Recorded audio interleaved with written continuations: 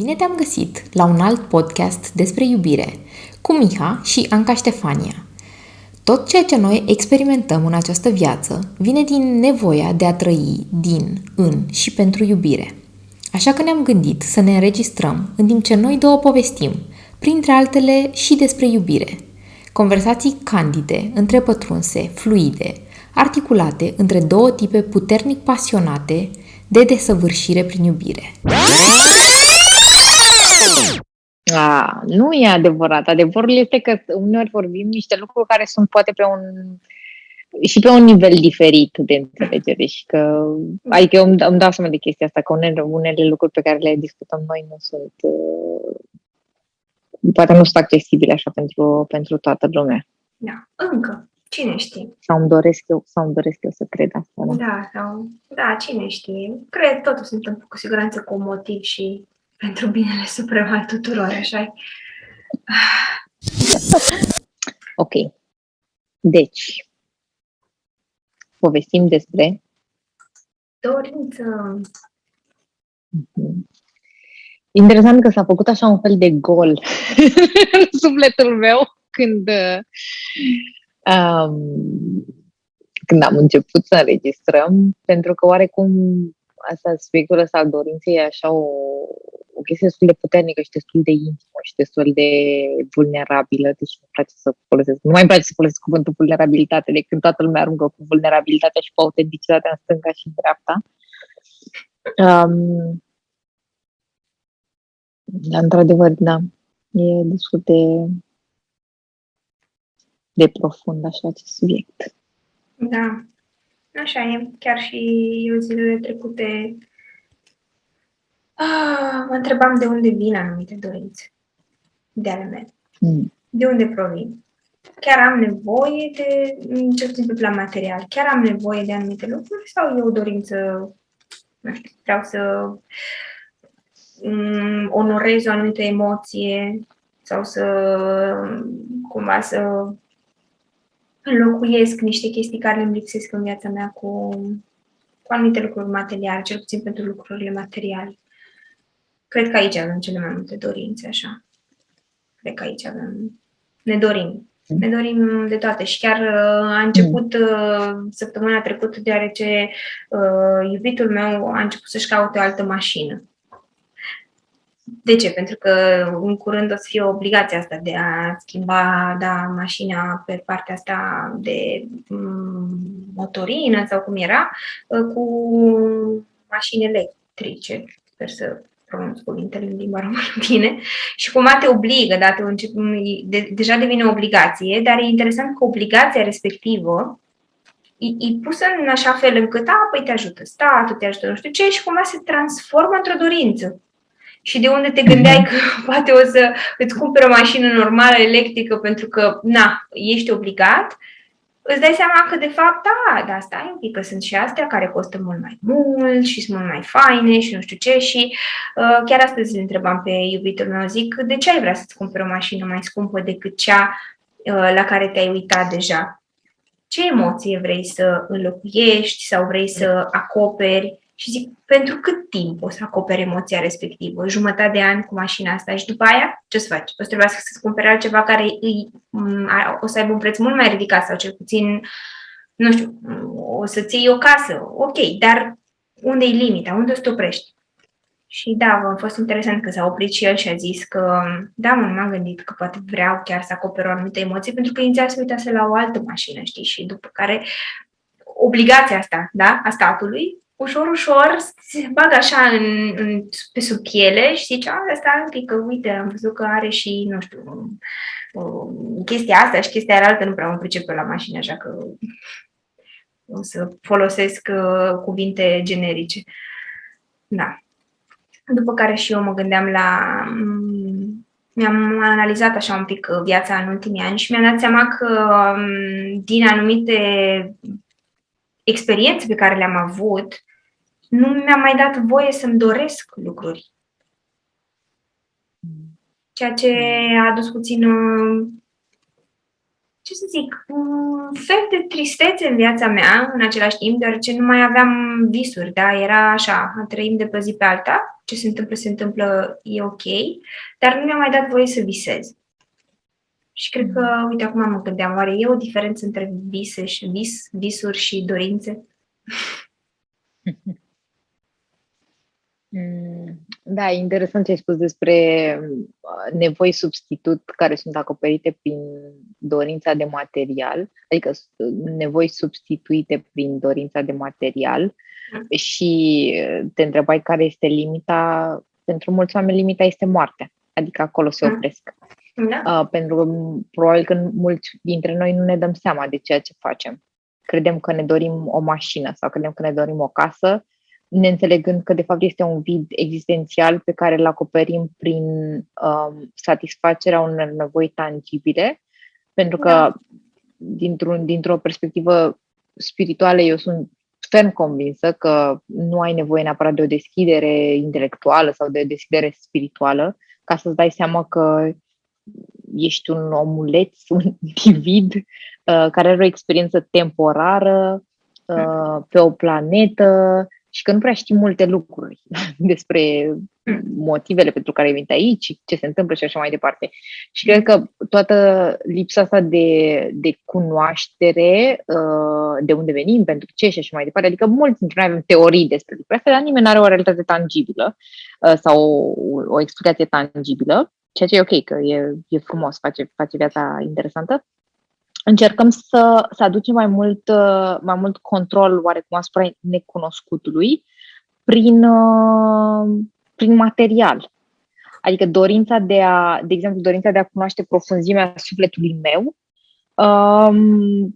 pentru că mie mi este foarte dificil să fiu cu această dorință și să fiu numai cu această dorință și să nu o satisfac, o voi acoperi, adică ar fi genial dacă aș putea pur și simplu să fiu cu dorința cunoașterii absolute și să fiu așa, să fiu cu ea și există și sunt cu ea. Încep să-mi cumpăr cărți, de exemplu, care acoperă, adică este o dorință care substituie o dorință materială, care substituie de fapt o dorință transcendentală, ca să spun așa, sau eterică, eu știu. Și da, evident,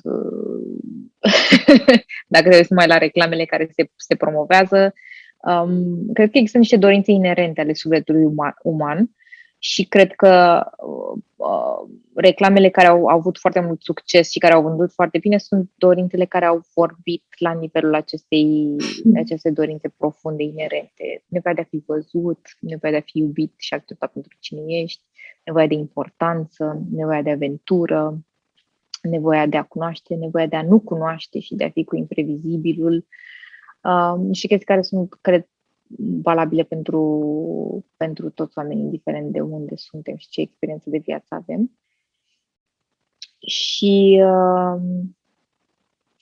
cred că asta este și spațiul fizic și mental și emoțional în care eu mă aflu. Faptul că mi-am dat seama, de exemplu, că multă vreme mi-am blamat dorința. Mi-am blamat dorințele. Mi le-am blamat ca și copil, poate pentru că am fost rușinată. Acesta nu este un verb. Mi s-a spus că ar trebui să-mi fie rușine pentru că am anumite dorințe. Mi s-a spus că nu merit anumite lucruri pentru că părinții mei nu au găsit și cred că e o chestie foarte dificilă pentru un părinte să explice unui copil că există o limită la nivel material pentru anumite lucruri. Oricât de mult aș vrea să cred în abundență și cred realmente că abundență, Sadhguru vorbește despre chestia asta și vorbește într-un fel foarte, foarte coerent despre faptul că trebuie să accepti că există timp limitat. Înțelegi? Adică ai 24 de ore în care poți face anumite chestii și că avuția, de exemplu, și este limitată. Adică să nu vorbim la un nivel din ăsta intangibil, ireal, că foarte mulți oameni primesc un salariu și salariul ăla e finit. Iar părinții mei aveau un salariu finit și din salariul ăla finit trebuia se joace cu foarte multe lucruri, adică să plătească pentru foarte multe lucruri. Și era dificil pentru ei, de exemplu, să-mi explice că eu pot avea această dorință pentru o Barbie și că, în același timp, o Barbie în anii 90 costa probabil cât jumătate din salariul lor. Ne mai vorbit despre faptul că nu exista. Și atunci, o modalitate prin care ei ei, și când spun ei, spun mai mult, pentru care am un respect profund, însă ca orice părinte a răspuns la dorințele mele care erau incomensurabile, adică eu îmi doream foarte multe chestii ca și copil. niște chestii care unele dintre ele chiar nu erau din lumea asta, atât de out there erau așa. Ea mi-a explicat că există un sistem al meritului și că trebuie să mă comport într-un anumit fel ca să primesc lucrurile respective. Și cred că pe acolo a început să se fragmenteze așa dorința. Și acum, în ultimul timp, mi-am dat seama că există posibilitatea să fii cu dorința și să ai dorință și că dorința asta nu trebuie să fie neapărat constrânsă într-un element fizic. De exemplu, dacă îmi doresc iubire și îmi doresc să experimentez și să simt iubire și să simt iubirea profundă și expandată și delicioasă, nu este nevoie pentru mine să cumulez această dorință cu existența unui partener, ca eu să pot să satisfac această dorință și să o creez. Pentru că, de altfel, dacă stai să te gândești, ceea ce este genial. Când te îndrăgostești, tu nu te îndrăgostești de X. Adică, tu te îndrăgostești de X, dar tu ești cea care se îndrăgostește. De ce? Pentru că tu ai creat în tine și ai lăsat lucrurile respective să se creeze prin tine, din tine, în proximitate cu X. Și da, e fenomenal așa când lași această energie a dorinței pe toate planurile să se manifeste și fără să o cumulezi, fără să o cuplezi cu acțiunea care satisface dorința respectivă. Și dacă poți realmente să stai cu spațiozitatea dorinței și cu atemporalitatea dorinței, fără să ai nevoie să o satisfaci repede, fast. Da. Ce mi-am amintit în timp ce tu povesteai, două lucruri. Unul e că și ai mei îmi dădeau premii atunci când eu luam premii. Atunci când eu luam premiul 1 sau 2 sau 3 și în funcție de premiul pe care l-am la școală, era și premiul pe care îl primeam de la ei. Era modul lor de a mă răsplăti într-un fel pentru meritul meu și probabil că era și modul lor de a se asigura că o să mă țină sau că eu o să fiu la un anumit nivel. Ideea e ce e foarte interesant și se leagă de podcastul pe care l-am făcut pe partea de părinți, da, și relații cu părinții, e că acum mi-am dat seama în timp ce povesteai și apropo de discuțiile noastre dinainte să înregistrăm, e că tind de foarte multe ori să ajung pe locul întâi pentru a-mi da eu acum un premiu, mi-l dau eu mie, pentru că părinții mei nu mai sunt în rolul respectiv de a-mi da premii de la o anumită vârstă, dar acum cumva mi le dau eu. Poate că îmi dau voie să mă relaxez, sau îmi dau voie să mă odihnez, sau îmi dau voie să-mi cumpăr ceva drăguț, pentru că am ajuns în mintea mea, sunt pe locul întâi.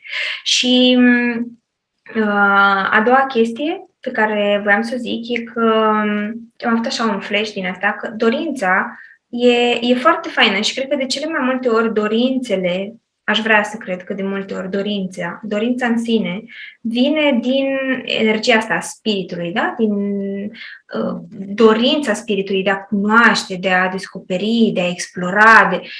Ce se întâmplă e că ego-ul vine și cumva se așează așa ca umbră asupra dorinței și zice, ok, acum vreau dorința asta, o vreau.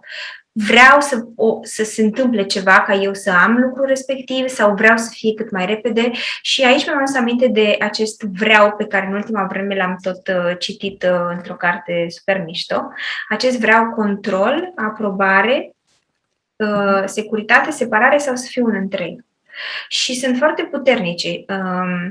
Spre exemplu, luăm din nou acest subiect al relațiilor, da, de cuplu.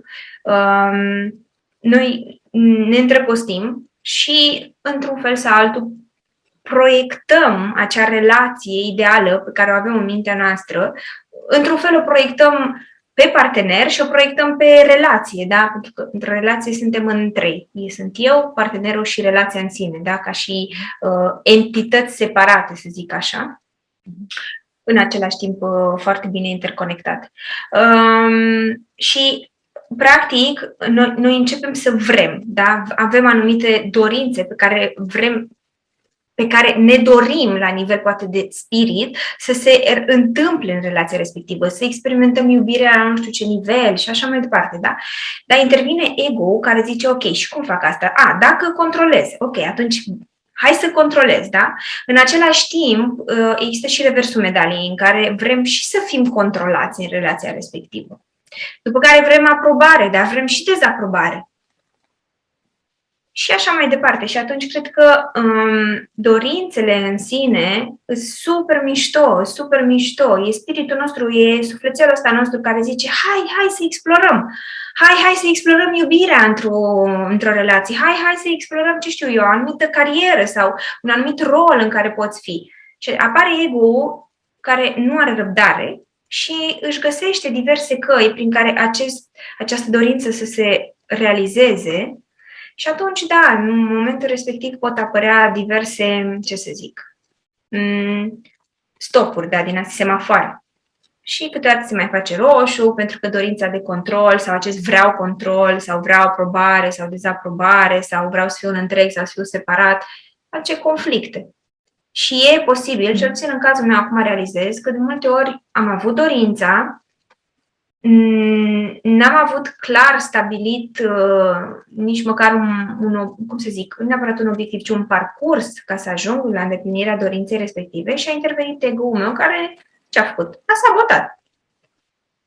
Și mi-am dat seama că în ultimii ani de zile nici măcar n-am mai avut așa multe dorințe, că mi se părea un chin să am o dorință și după aia toată treaba asta de trebuie să mișc eu, da, ca la așa, da, să muți toate piesele, ceea ce e obositor, energetic, e foarte obositor. E foarte obositor. Și dacă mai ai și dorința și nu mai ai, spre exemplu, da, părinții care îți dădeau premii când îndeplineai dorința respectivă, acum îți dai tu premiile, e și mai obositor. Da.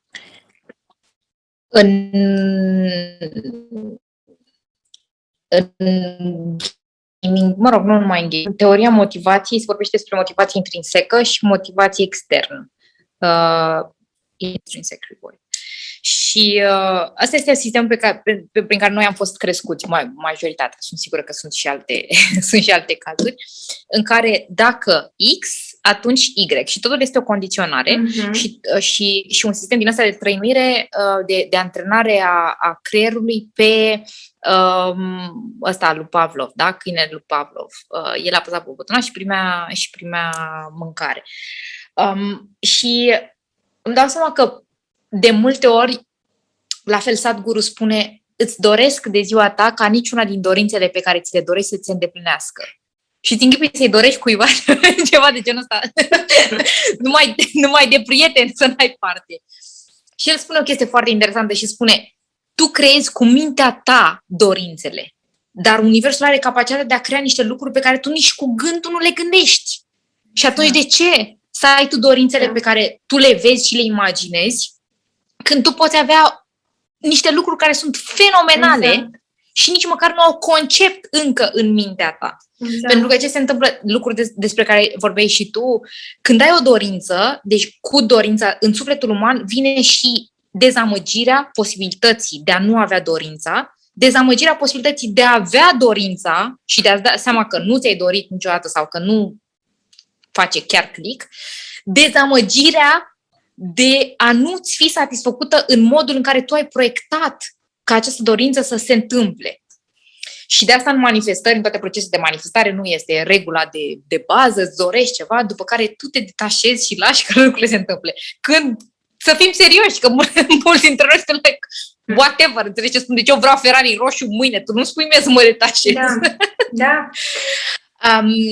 Și îmi dau seama, cum să spun, adică e așa un spațiu pe care eu îl recunosc în viața mea și am mai vorbit despre chestia asta, adică a fost pentru mine o epifanie în momentul în care plângeam pe podea la Berlin și mi-am dat seama că sunt foarte recunoscătoare pentru acest moment și am reușit să-mi ridic ochișorii plânși, să mă uit la icoane și să spun îți mulțumesc, Doamne, pentru că mă ajuți în acest moment, Doamne, Doamnă, cine ești tu acolo, că mă ajut să recunosc în momentul ăsta dramatic, teribil, pe care eu total vreau să-l scurt-circuitez, să mă duc din nou în bucurie, care este, din punctul meu de vedere, starea dezirabilă, că eu am capacitatea să recunosc și să mă bucur pentru această experiență. Și la fel, în dorință, în executarea sau în satisfacerea dorinței, mi se pare fenomenal când începi să vezi toată panoplia de minunății care se întâmplă și multe dintre ele nu sunt dezirabile și multe dintre ele nu sunt aliniate cu ceea ce ți-ai dorit tu ca ego sau ca, nu știu, ca entitate în totalitatea ta umană să experimentezi. Înțelegi? Și în același timp, de exemplu, când mi-am dorit să-mi cumpăr mașină și nu aveam suficient de mulți bani și a trebuit să intru în tot acest proces de congregare a tuturor aparatelor care m-ar putea pe mine ajuta să îmi îndeplinesc această dorință. Și am devenit un inspector gadget în acel moment, adică erau gen toate antenuțele mele. Și mi-a dat seama că asta este de fapt ceea ce îmi doresc eu din dorință. Această activare a tuturor capacităților mele și eu în momentul ăla am devenit magnetică, pentru că totul în jurul meu se alinia ca eu să am această mașină. Dar de fapt nu era vorba despre mașină, era vorba despre tot acest context în care eu devenisem total alive, eram super băgată în priză și super ancrată în viață, ca să spun așa. Și cred că asta este ceea ce ne place la dorință, pentru că atunci când avem așa o dorință, revenim din nou în viață și nu mai suntem pe pilot automat și asta este viața mea și mă trezesc și mă duc la serviciu și mai vorbesc cu Anca din când în când. Da. Așa e, apropo de ce ai zis legat de posibilități, mintea, de cele mai multe ori atunci când, să zicem, că e sufletelul care are o dorință, da? Și de cele mai multe ori se recunoaște atunci când e sufletul care are o dorință, pentru că simți entuziasmul ăla, simți, da, pot, reușesc, voi face asta, după care mai vine mintea și îți spune cum nu o să reușești sau chestii de genul ăsta. Dar ce se întâmplă e că mintea va vedea posibilitățile, de cele mai multe ori, pe care va recunoaște posibilitățile care le-a avut deja în trecut. Adică ea are o anumită poveste, da? Și pe baza poveștii respective au fost anumite posibilități. Și atunci, dacă tu îți dorești, nu știu, să câștigi 10.000 de euro, știi că poți să faci asta cum? Păi, făcând ori te duci la un job, ori dacă ești antreprenor, faci ceea ce ai făcut și până acum, dar trebuie să faci lucruri în plus, probabil, și așa mai departe. Adică sunt foarte puține posibilitățile pe care mintea le vede. Și mai ales le vede posibilitățile prin care trebuie să muncești din greu, trebuie să stai 12 ore pe zi și așa mai departe. Ei, ce s-a întâmplat foarte fain luna asta, mie mi s-a întâmplat, îmi stabilisem un obiectiv din punct de vedere financiar și evident, am cerut anumite lucruri, dar prin ceea ce fac eu zilnic, prin terapie, da? Adică financiarul venea prin terapie, prin sesiuni de terapie. Eu mi-am stabilit așa. Aproape că mi-atinsesem acel obiectiv, eram acolo, lipsea un 2% ca să-mi ating obiectivul respectiv și parcă universul într-o dată s-a oprit, s-a blocat. Adică și eu simțeam acest vreau să văd cifra aia acolo, vreau neapărat să ajung acolo. După care, pentru 2 zile, am avut altceva de făcut, că în weekend am altceva de făcut, n-am timp să mă gândesc la astea. Și universul, foarte drăgălaș el așa, ce a zis? Păi, hai că ți-i livrezi. Dar cum i-a livrat? Foarte ușor. Cineva mi-a dat într-un plic diferența. Și eu m-am oprit și zic, wow, n-a trebuit să muncesc. N-a trebuit să, nu știu, să fiu, să țin spațiu pentru oameni sau să fiu acolo prezent sau nimic. Ce a trebuit să fac a fost să urc un etaj mai sus și cineva mi-a livrat într-un plic. Și am zis, Eu chiar nu-mi dau seama câte posibilități sunt în universul ăsta. Noi ne dorim ceva și deja stabilim o traiectorie, dar stabilind o traiectorie și concentrându-ne doar pe traiectoria respectivă, de cele mai multe ori ce facem e că blocăm alte posibilități, efectiv le blocăm, nu ne dăm voie să apară în viața noastră, nu ne dăm voie să fie ușor, cel puțin eu nu-mi dădeam voie să fie ușor. Pentru mine oricum era ușor și așa cum i-am cerut eu. Era ușor, pentru mine era ușor, dar universul mi-a zis că se poate și mai ușor de atât. Îți arăt că se poate și mai ușor. Și m-a bufnit râsul atunci pe moment, pentru că era conversația pe care o aveam în interior în momentul respectiv cu această energie a universului, da? Care cumva, pentru care, cum să zic, echilibrată a universului, energie super echilibrată și în același timp mi s-a părut și foarte amuzantă. Pentru că în momentul în care mi-am luat gândul și eram, exact cum ai zis tu, în viață, adică se cerea ca eu să fiu în alte locuri în momentul respectiv și n-am avut timp să stau să mă gândesc de ce se întâmplă așa, stai să văd unde am greșit ceva, am calculat greșit ceva, da? Pentru că mintea a încercat să-mi zică că de fapt eu nu mi-ating obiectivul pentru că eu am făcut ceva greșit. N-am mai avut timp să fac asta și eram în foarte multă bucurie am fost zilele respective. Într-o bucurie care nu neapărat avea un motiv. Pur și simplu eram în bucurie. Universul a zis, ok, adică ți-i dau, știi? Adică ți-i dau așa, ți-i trimit într-un plic.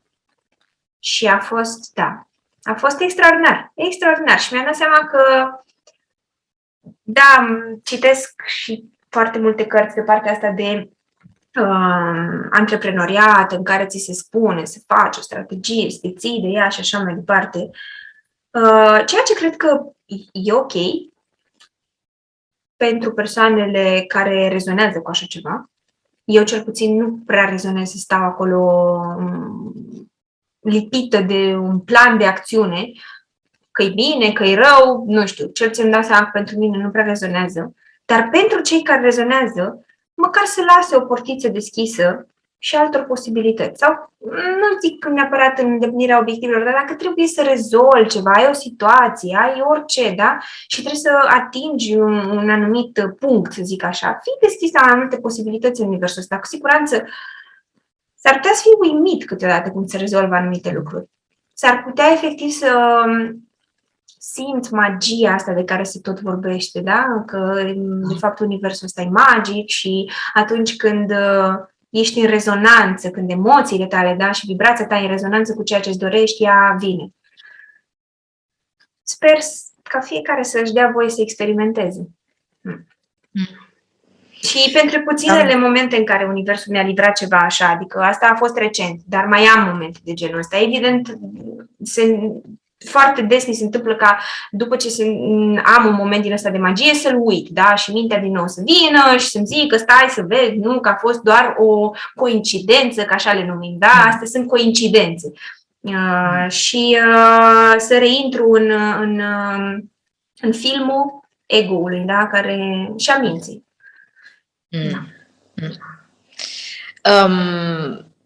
Da, eu mă joc acum cu pisoiul meu. Pentru mine asta este fericirea supremă în viața asta, până în acest moment al vieții mele și asta mă face să vorbesc despre ce, adică să răspund la ce ai spus tu, că erai într-un stadiu de bucurie și o bucurie nu se întâmplase nimic ca tu să fii în bucurie. Exact. Până și iubitul meu m-a întrebat, dar de ce ești așa astăzi? Eu nu știu.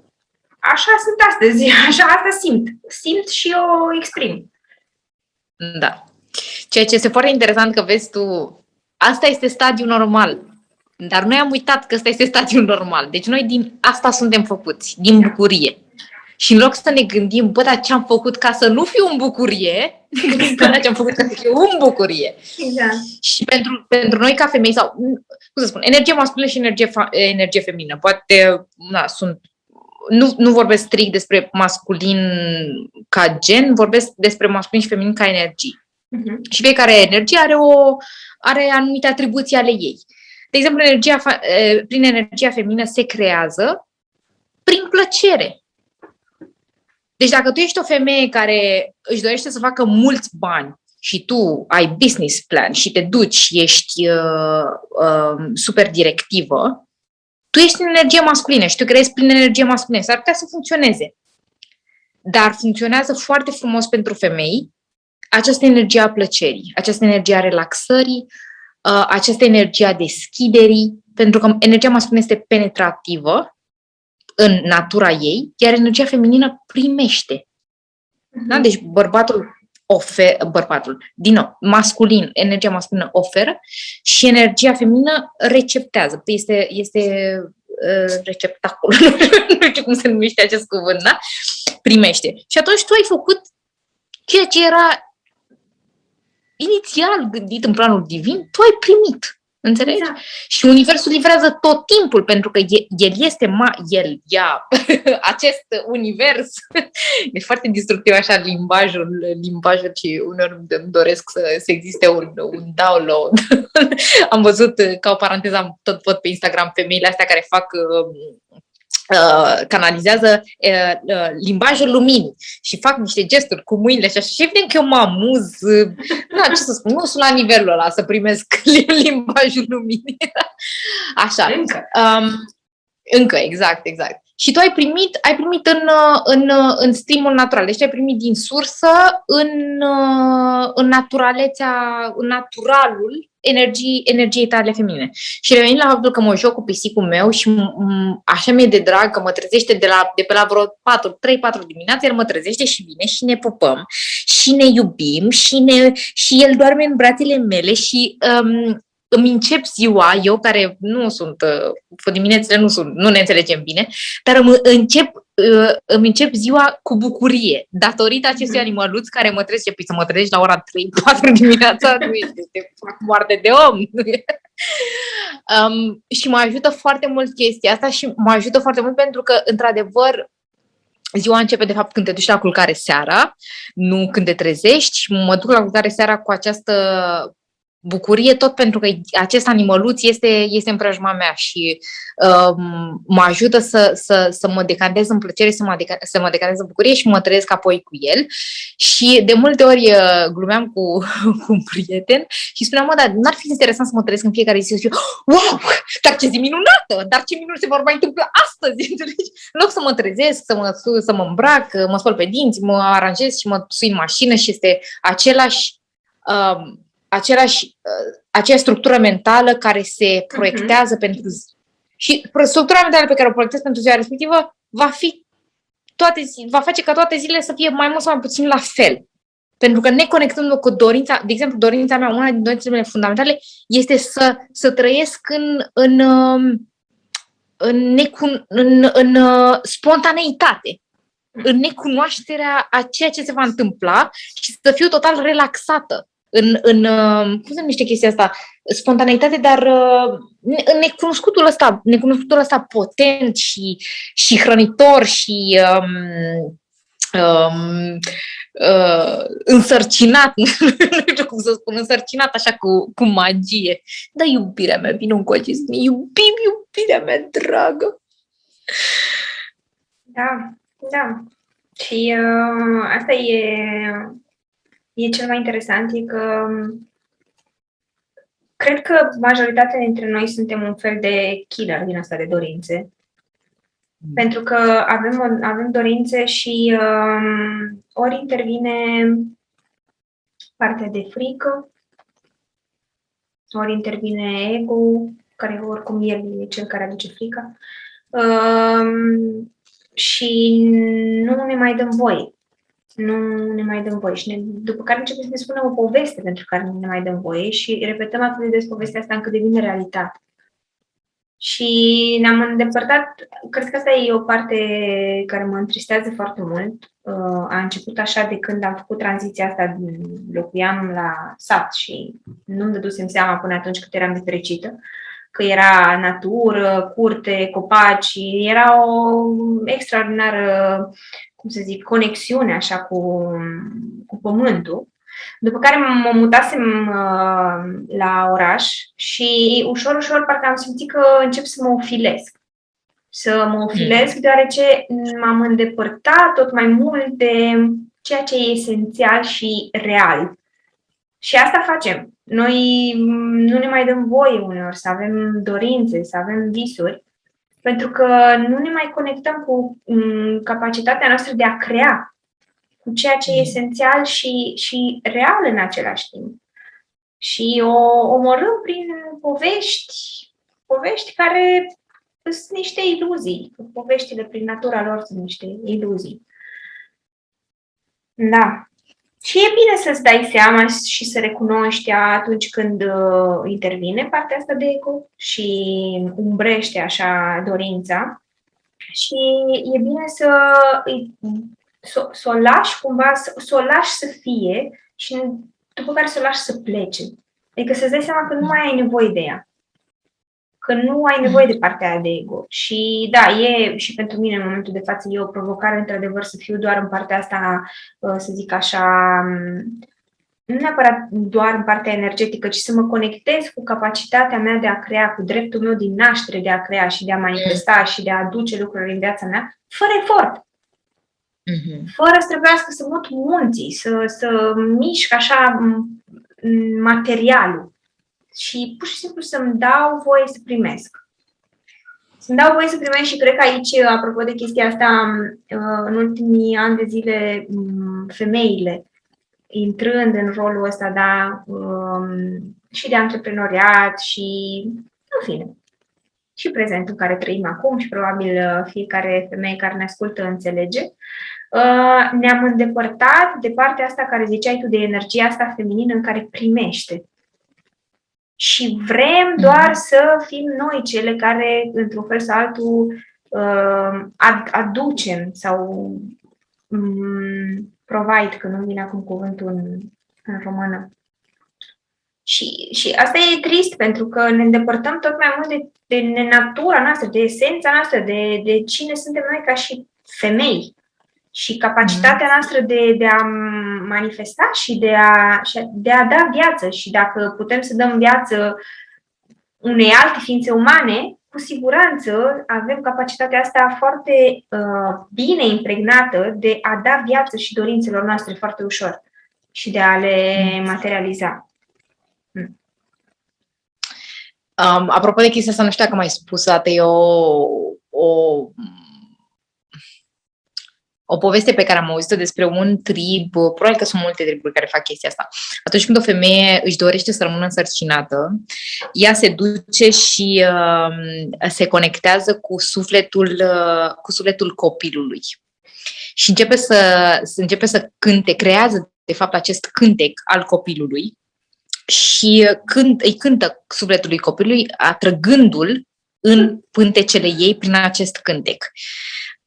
Și mi se pare teribil de frumos, pentru că vorbește exact despre ce înseamnă să ai o dorință și prin energia ta feminină să magnetizezi și să creezi în pântecele care este extraordinar de potent, este magic, este fertil, este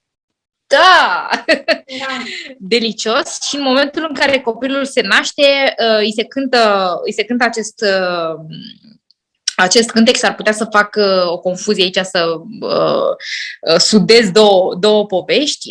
Dacă acest copil ulterior în viața lui face ceva gen fură sau, mă rog, e agresiv sau așa, tribul îl aduce în centrul unui cerc și îi cântă acest cântecul lui, cântecul ei, cântecul copilului, amintindu-i de natura lui.